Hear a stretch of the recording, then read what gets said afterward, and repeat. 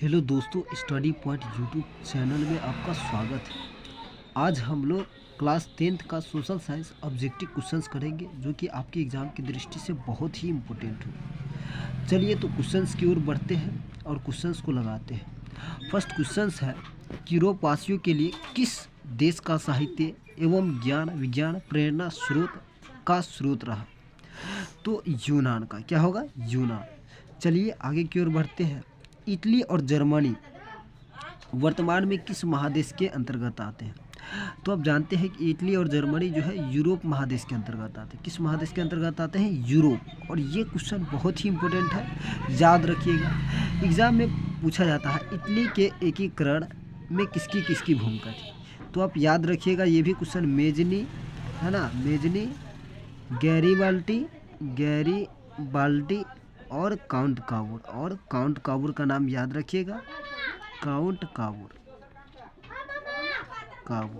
ये नाम, तीनों नाम याद रखिएगा, है ना। और एक और नाम है जो जर्मनी के एकीकरण में किसका नाम था? तो जर्मनी में बिस्मार्क। ये क्वेश्चन आप याद रखिएगा, बहुत ही काम देगा आपके लिए। चलिए आगे की ओर बढ़ते हैं। बिस्मार्क जो है जर्मनी के एकीकरण में, जबकि मेजनी, गैरीबाल्डी और काउंट काबूर ये सब इटली के एकीकरण में महत्वपूर्ण भूमिका निभाए। आगे की ओर बढ़ते हैं। चलिए, रूस में जार का अर्थ होता है, तो रूस में जार का अर्थ क्या होता है? रूस का सम्राट। रूस में जार का अर्थ क्या होता है? रूस का सम्राट। चलिए आगे की ओर बढ़ते हैं। हिंद चीन क्षेत्र कौन से देश आते हैं? हिंद चीन क्षेत्र में कौन कौन से देश आते हैं? तो आप जानते हैं कि कंबोडिया, वियतनाम, लाओस किसके अंतर्गत आते हैं? हिंद चीन के अंतर्गत। कंबोडिया, वियतनाम, लाओस ये तीनों नाम आप याद रखिएगा। और ये क्वेश्चन एग्जाम में बार बार रिपीट हुआ, तो ये बहुत ही इम्पोर्टेंट है।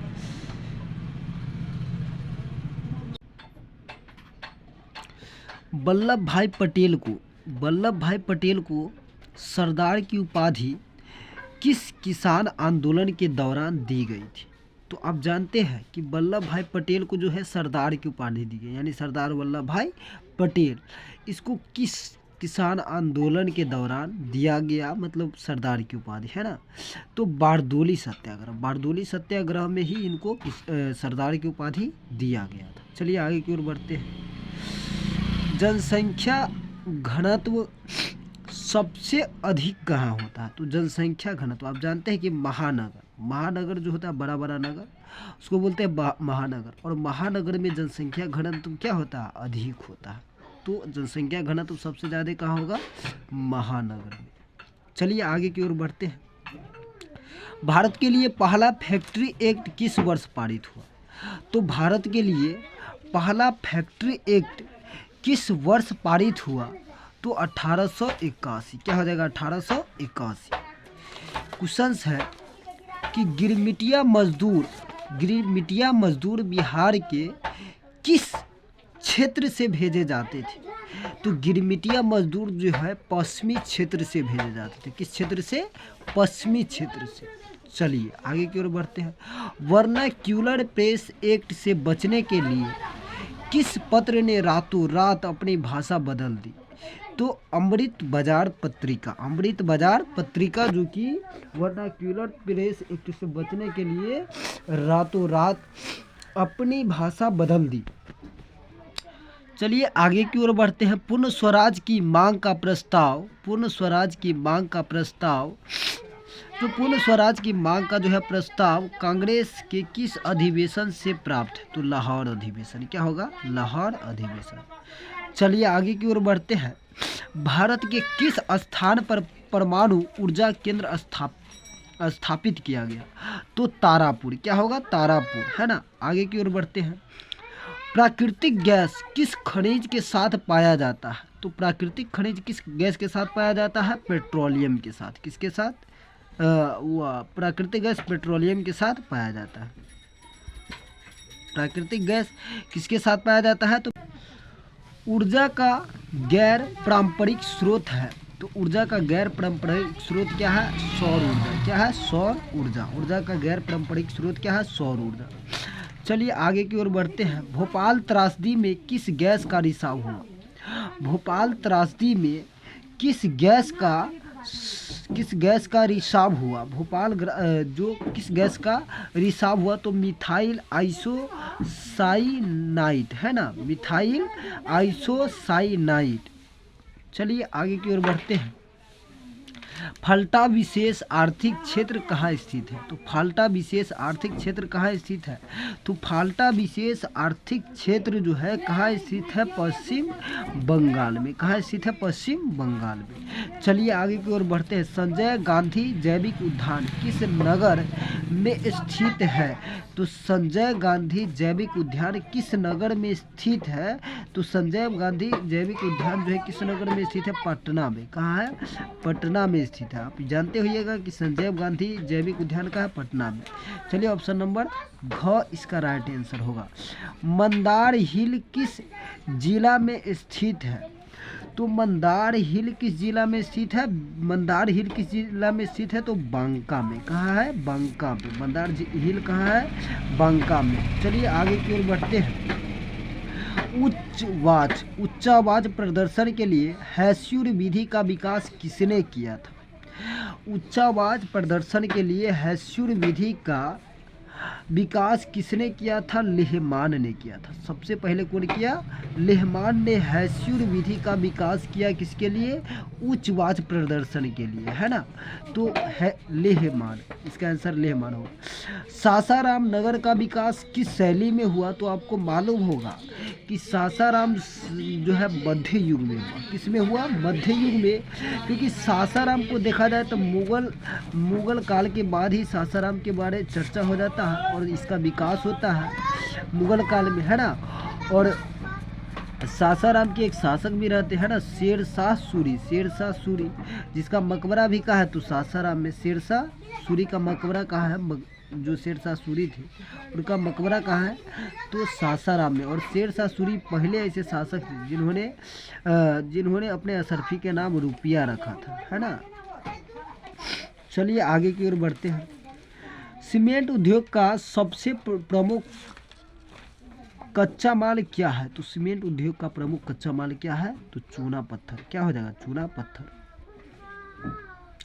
भारत में राष्ट्रीय स्तर पर पंचायती राज की स्थापना कब हुई? तो आप जानते हैं कि भारत में राष्ट्रीय पंचायती राज की स्थापना कब हुई?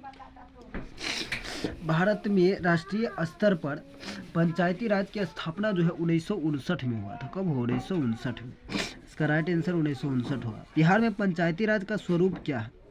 तो बिहार में पंचायती राज का स्वरूप जो है ग्राम पंचायत, है ना। ग्राम पंचायत, पंचायत समिति, जिला परिषद, इनमें से सभी। तो इनमें से सभी इसका राइट आंसर है। चलिए, इंडिका पुस्तक के लेखक कौन है? तो इंडिका के लेखक कौन है? मेगा अस्थानी। इंडिका के लेखक कौन है? मेगा अस्थानी। याद रखिएगा। एक और पुस्तक पूछा जाता है अर्थशास्त्र के लेखक कौन है? तो अर्थशास्त्र का लेखक जो है कौटिल्य है। कौन है? कौटिल्य या चाणक्य बोलिए आप उसको, है ना। चाणक्य है। तो अर्थशास्त्र के भी लेखक याद रखिएगा। एक और मेगा अस्थानी के बारे में पूछा जाता है, यूनान का राजदूत कौन था? तो यूनान का राजदूत किसे कहा जाता है? मेगा अस्थानी को ही कहा जाता है। चलिए आगे की ओर बढ़ते हैं। भारत में सर्वप्रथम नगर निगम की स्थापना की गई। तो आप जानते हैं कि भारत में सर्वप्रथम नगर निगम की स्थापना कहाँ हुआ था? तो चेन्नई में। कहाँ हुआ? चेन्नई, मद्रास, चेन्नई, है ना। मद्रास भी ऑप्शन देगा तो सही होगा। मद्रास हो सकता है आप कहीं पर मद्रास मिल जाए। लेकिन बिहार में पूछे, अगर बिहार में पूछता है कि बिहार में सबसे पहला नगर निगम कौन बना? तो पटना। बिहार में पहला नगर निगम क्या बना? पटना। तो ये भी याद रखिएगा। चलिए आगे की ओर बढ़ते हैं। संघ सरकार का उदाहरण है। संघ सरकार का उदाहरण है। तो संघ सरकार का उदाहरण क्या है? संघ सरकार का उदाहरण है अमेरिका। संघ सरकार का उदाहरण क्या है? अमेरिका। चलिए आगे की ओर बढ़ते हैं। चिपको आंदोलन का प्रारंभ किस राज्य से हुआ? तो चिपको आंदोलन का प्रारंभ किस राज्य से हुआ? उत्तराखंड से। किससे हुआ? उत्तराखंड से। चलिए आगे की ओर बढ़ते हैं। नर्मदा बचाओ आंदोलन से संबंधित है। तो नर्मदा बचाओ आंदोलन किससे संबंधित है? तो नर्मदा बचाओ आंदोलन पर्यावरण से संबंधित है ना। चलिए आगे की ओर बढ़ते हैं। सूचना का अधिकार कानून कब लागू हुआ? तो सूचना का अधिकार कानून जो है 2005 में लागू हुआ। चलिए आगे की ओर बढ़ते हैं। बिहार में संपूर्ण क्रांति का नेतृत्व किसने किया? तो जयप्रकाश नारायण। जयप्रकाश नारायण ने संपूर्ण क्रांति का नेतृत्व किया और उन्होंने संपूर्ण क्रांति का नारा दिया। संपूर्ण क्रांति 5 जून 1974 को पटना के गांधी मैदान में संपूर्ण क्रांति का भाषण इन्होंने प्रस्तुत किया, है ना। और छात्र आंदोलन 1974 में ही शुरू हो गया, छात्र आंदोलन। चलिए आगे की ओर बढ़ते हैं। निम्न में कौन प्राथमिक क्षेत्र कहा जाता है? तो निम्न में कौन प्राथमिक क्षेत्र कहा जाता है? तो देखिए, आपसे एग्जाम में पूछेगा कि कौन प्राथमिक क्षेत्र कहा जाता है। क्या मछली पालन, क्या है? मछली को पालना यही प्राथमिक क्षेत्र है। और प्राथमिक क्षेत्र, द्वितीय क्षेत्र, औद्योगिक क्षेत्र को द्वितीय क्षेत्र कहेंगे। सेवा क्षेत्र तृतीय क्षेत्र के अंदर, इसका आंसर ख होगा। चलिए आगे की ओर बढ़ते हैं।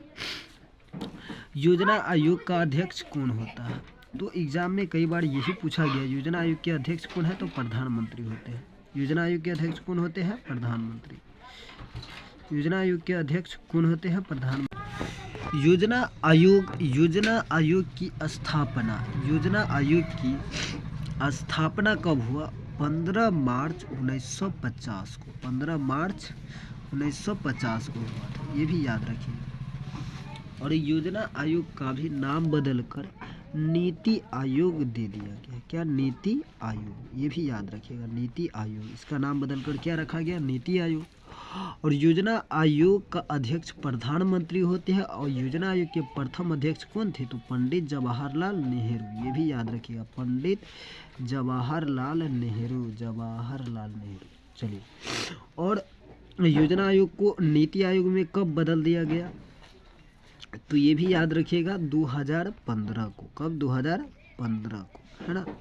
तो अब जनवरी 2015। चलिए आगे की ओर बढ़ते हैं। भारत में वित्तीय वर्ष होता है, तो भारत में वित्तीय वर्ष कब होता है? तो भारत में वित्तीय वर्ष होता है 1 अप्रैल से 31 मार्च। 1 अप्रैल से 31 मार्च। चलिए, दादा भाई नौरोजी ने सर्वप्रथम राष्ट्रीय आय का अनुमान लगाया। सही बात है, दादा भाई नौरोजी जो है सर्वप्रथम राष्ट्रीय आय का अनुमान लगाया। तो कब लगाया? तो आप जानते हैं 1868 में दादा भाई नौरोजी ने सबसे पहले राष्ट्रीय आय का अनुमान लगाया। चलिए आगे की ओर बढ़ते हैं। मुद्रा का कार्य क्या है? तो आप जानते हैं कि मुद्रा का कार्य जो है, ये मुद्रा का कार्य मापन भी होता है, संचय भी होता है, भुगतान भी होता है, यानी इनमें से सभी इसका राइट आंसर होगा। भारत की वित्तीय राजधानी किस शहर को कहा गया? तो भारत की वित्तीय राजधानी किस शहर को कहा गया है? मुंबई। यानी पहले जो भारत का राजधानी था मुंबई ही था, है ना। अभी भारत की राजधानी वर्तमान में पूछे तो दिल्ली है। भारत की राजधानी क्या है? दिल्ली। लेकिन वित्तीय राजधानी क्या थी? तो मुंबई। चलिए आगे की ओर बढ़ते हैं। कौन बीमारू राज्य नहीं है? तो कौन बीमारू राज्य नहीं है? कर्नाटक बीमारू राज्य नहीं है। आगे की ओर बढ़ते हैं। इनमें कौन बहुराष्ट्रीय कंपनी नहीं है? इनमें कौन बहुराष्ट्रीय कंपनी नहीं है? तो संतोष, ये कोई बहुराष्ट्रीय कंपनी नहीं है। बहुराष्ट्रीय कंपनी नहीं है। देखा जाए तो कोका कोला, सैमसंग, ये सब राष्ट्रीय कंपनी है, बहुराष्ट्रीय कंपनी। भारत में उपभोक्ता संरक्षण अधिनियम की घोषणा कब हुई? तो भारत में जो है उपभोक्ता संरक्षण अधिनियम की घोषणा कब हुई? तो 1986। कब हुई? 1986 में। महासागर के तली पर होने वाले कंपन को किस नाम से जाना जाता है? तो महासागर के तली पर होने वाले कंपन को किस नाम से जाना जाता है? भूकंप। भूकंप के नाम से जाना जाता है। किस नाम से? महासागर के तली पर अगर हो रहा है कंपन तो उसको सुनामी के नाम से जानेंगे। किस नाम से? सुनामी के नाम से। मलबे के नीचे दबे हुए लोग का पता लगाने के लिए किस यंत्र की मदद ली जाती है? किस यंत्र की मदद ली जाती है? तो आप जानते होइएगा कि इंफ्रारेड कैमरा का यूज किया जाता है। किसका यूज किया जाता है? इंफ्रारेड कैमरा का। तो ये 40 क्वेश्चन जो कि आपके एग्ज़ाम की दृष्टि से काफ़ी इम्पोर्टेंट था।